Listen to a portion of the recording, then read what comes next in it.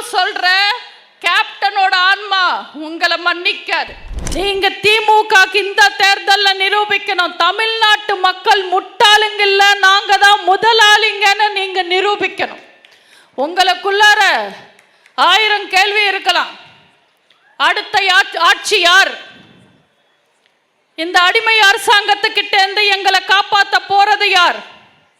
போதை தமிழ்நாட்டை மறுபடியும் நல்ல பாதைக்கு கொண்டு வர போறது யார்?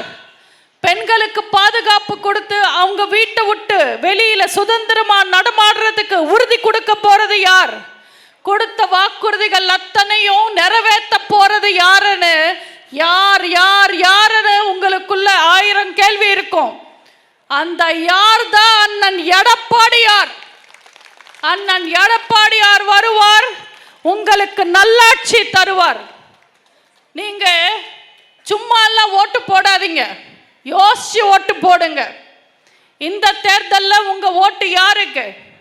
மாணவர்கள் வாழ்க்கையில விலைக்கேத்தின எடப்பாடியாருக்கா? ஈபி விலையேற்றி வீட்டையே தமிழ்நாட்டையே இருட்டாக்குன ஸ்டாலினுக்கா?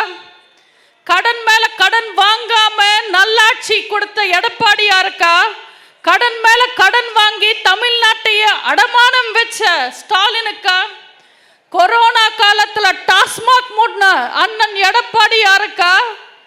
விலைவாசி ஏறும்போது அம்மா உணவகத்தை மூடின ஸ்டாலினுக்கா? விவசாயிகளை காப்பாத்தின அண்ணன் எடப்பாடியாருக்கா? ஏர்போர்ட்டுக்காக நிலத்தை புடுங்கின ஸ்டாலினுக்கா?